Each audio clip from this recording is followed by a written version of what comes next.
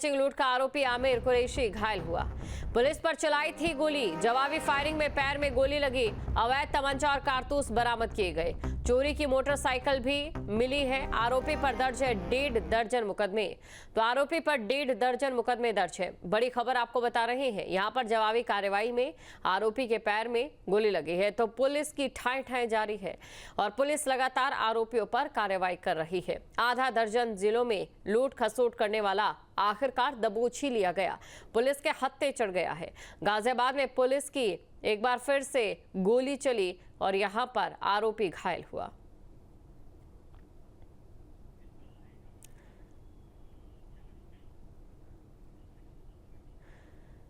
तो ये बड़ी खबर आपको बता रहे हैं और इसी के साथ चलिए जो तमाम संवाददाता है वो भी हमारे साथ यहाँ पर जुड़ चुके हैं। सोनू अरोड़ा गाजियाबाद से है, शिव चौहान आगरा से है, अरुण सागर मेरठ से, रवि परिहार झांसी से हमारे साथ बने हुए हैं। सबसे पहले सोनू के पास चलते हैं। सोनू, देखिए गाजियाबाद में भी मुठभेड़ हुई है और कहीं ना कहीं जनता को रास आ रहा होगा कि जो वादा सरकार की ओर से किया गया है, जो दावा सरकार की ओर से किया गया है, उस पर पुलिस काम करते नजर आ रही है।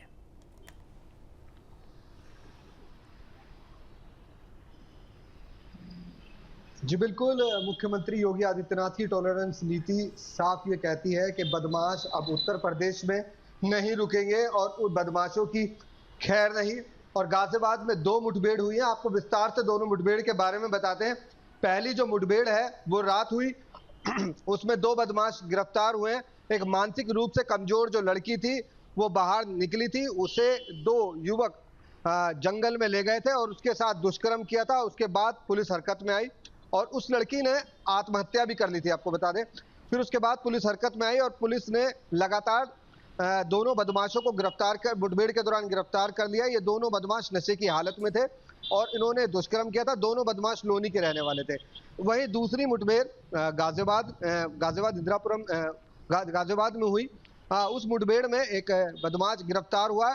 उस बदमाश ने जो हापुड़, गाजियाबाद, दिल्ली मोबाइल और चैन स्नैचिंग की लगातार घटनाओं को अंजाम दे रहा था। करीब 1.5 दर्जन से ऊपर इसके ऊपर मुकदमे थे। लगातार पुलिस इसकी तलाश कर रही थी। ये जो सड़क पर चलते फिरते लोग थे उनके साथ मोबाइल और चैन स्नैचिंग की घटनाओं को अंजाम दिया करता था। वहीं पुलिस ने देर रात चेकिंग अभियान चला रखा था। वहीं आते हुए ये बदमाश दिखाई दिया और उसने बदमाश ने पुलिस की तरफ गोली चला दी। जवाबी कार्रवाई में पुलिस ने भी गोली चलाई जिसमें ये बदमाश घायल हो गया। हालांकि लगातार उत्तर प्रदेश में मुठभेड़ जारी है और ऐसे में जो बदमाश हैं उनकी अब इस समय खैर नहीं है। जी बिल्कुल, तो बदमाशों की खैर नहीं। और गाजियाबाद से ये जो आपने 2 तस्वीरें बताई हैं, ये बताने के लिए काफी है कि कैसे अगर आप अपराध करेंगे तो या तो आपको अपराध छोड़ना होगा या फिर यूपी छोड़ना होगा, जैसा कि सीएम योगी आदित्यनाथ कहते हैं। शिव चौहान आगरा से हमारे साथ जुड़े हुए हैं। आगरा में भी मुठभेड़ हुई है। शिव, क्या कुछ हिस्ट्री है यहाँ पर, जो बदमाश यहाँ पर पुलिस मुठभेड़ में घायल हुए हैं? देखिए, बिल्कुल ताजनगरी आगरा में विगत 4 से 5 दिन पहले एक सोशल मीडिया पर वीडियो वायरल हुई और उस वीडियो में कुछ युवक एक मासूम बच्ची के साथ गैंग रेप की घटना को अंजाम देते हुए दिखाई दिए। पुलिस इस पूरे मामले पर एक्शन में आई और उसको आइडेंटिफाई करने के बाद ये जानकारी हासिल की कि उस रेप करने वाली घटना में एक जुनेद नाम का आरोपी दिखाई दे रहा है। जुनेद ने अपने साथियों के साथ मिलकर इस जघन्य अपराध को अंजाम दिया। इससे भी बड़ा अपराध वो किया कि इस पूरी घटना का एक वीडियो सोशल मीडिया पर बनाकर वायरल कर दिया और उसके बाद कई 2 से 3 दिन तक पुलिस ने इंतजार किया कि कोई पीड़ित परिवार पुलिस के पास पहुंचेगा और मुकदमा लिखाएगा। लेकिन बताया जा रहा है कि वो परिवार जो कि सड़क के किनारे जीवन यापन करता है, उसकी एक मंद बुद्धि की बच्ची थी और ये उसको बहला फुसलाकर उठाकर ले गए और उसके साथ रेप की घटना को अंजाम दिया। और उसके बाद पुलिस खुद बादी बनी और पुलिस ने मुकदमा दर्ज किया। और जब आइडेंटिफाई हुआ कि जुनेद जो कि थाना न्यू आगरा क्षेत्र के अब्बू लाला दरगाह के पास का रहने वाला है, पुलिस कई दिनों से इसे पकड़ने का प्रयास कर रही थी। देर शाम पुलिस को यह जानकारी मिली कि जुनेद पालीवाल पार्क जो कि हरि पर्वत क्षेत्र में ही आता है वहां सक्रिय है और पुलिस ने आइडेंटिफाई और पहचान कर जुनेद को जब रोकने का प्रयास किया तो जुनेद ने पुलिस पर भागने के समय फायरिंग की।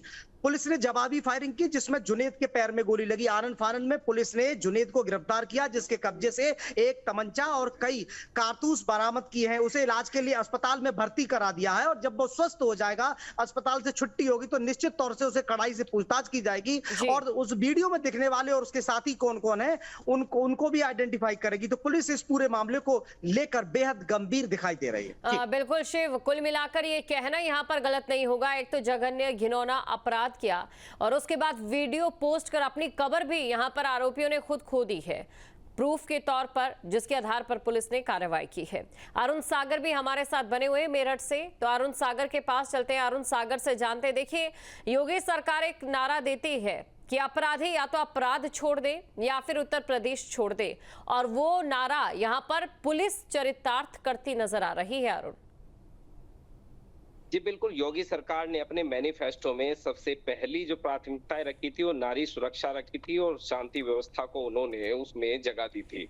अब पूरे प्रदेश से जो जो तस्वीरें निकल कर आ रही हैं वो उत्तर प्रदेश में रहने वाले लोगों के लिए बहुत ज्यादा सुकून भरी है। अगर मैं बात मेरठ की करूं तो अब से 24 घंटे पहले मेरठ के ही रहने वाले समीर और शोएब ने ब्रह्मपुरी थाना इलाके में रहने वाले रईसों के घर पर फायरिंग की थी, वहां पर आतंक मचाने का काम किया था। इस घटना को 24 घंटे भी नहीं बीते हैं, पुलिस ने दोनों जो लोग हैं, जो दोनों आरोपी हैं, उन्हें रडार पर लिया हुआ था। देर रात मुठभेड़ पुलिस के साथ में उनकी हुई है और मुठभेड़ के बाद में उन्हें गिरफ्तार कर लिया गया। लेकिन ये इतना ही काफी नहीं। अगर हम मेरठ के पिछले 3 महीने के आंकड़ों पर नजर डालें तो लगभग 3 दर्जन से अधिक इस तरीके के लोगों को मुठभेड़ के बाद गिरफ्तार किया गया है, जिनका किसी समय बहुत बड़ा बोलबाला रहा करता था। ये उत्तर प्रदेश के लोगों के लिए एक बहुत सुकून वाली बात है। उत्तर प्रदेश की सरकार, योगी सरकार जो है वो सुरक्षा की बात करती है और अब उसने जो जो दावे किए थे, जो जो मैनिफेस्टो में बिंदु दावे के दिए गए थे, उन पर खरा उतरती आ रही है। इसलिए लोगों के अंदर ये एक खुशी की बात भी है। लोग इस बात को लेकर जीरो टॉलरेंस नीति का जो पालन है वो कराया जा रहा है लगातार, और ये देखेंगे कि जो क्राइम ग्राफ है वो भी धीरे धीरे बढ़ता रहा है। देखिए ये बहुत बेहतर बात होती है पुलिस के लिए भी और लोगों के लिए भी कि अगर कोई बदमाश आतंक मचाने का प्रयास करे, गुटबंदी का प्रयास करे, अपना वर्चस्व कायम करने का प्रयास करे, उसे कुछ ही देर में पुलिस के द्वारा मुठभेड़ के बाद गिरफ्तार करके सलाखों के पीछे पहुंचा जाए। लोग चाहते भी ऐसा है, यही वजह है कि योगी सरकार को लोग पसंद कर रहे हैं और इस बात के कह रहे हैं कि योगी सरकार ने जो भी कथनी कही थी उनकी करनी भी बिल्कुल उसके जैसी है। जी बिल्कुल, रवि परिहार के पास चलते हैं, झांसी से हमारे साथ बने हुए। देखिए झांसी में भी पुलिस की ठाएं ठाएं सुनाई दी है। रवि, एक तरफ विपक्ष कानून व्यवस्था को लेकर सवाल उठाता रहा है, लेकिन आंकड़े साफ जाहिर कर रहे हैं कि किस प्रकार कानून व्यवस्था जो है पटरी पर आई है। इसी के साथ कानून व्यवस्था को बनाए रखने के लिए पुलिस की ठाएं ठाएं जो झांसी में हुई है बेहद जरूरी नजर आती है। जी आपको बता दें कि उत्तर प्रदेश के मुख्यमंत्री योगी आदित्यनाथ के जो निर्देश हैं उनका कहीं ना कहीं असर साफ तौर पर देखने को मिल रहा है, जिसके चलते झांसी में भी लगातार अपराधियों के खिलाफ ताबड़तोड़ कार्रवाई की जा रही है।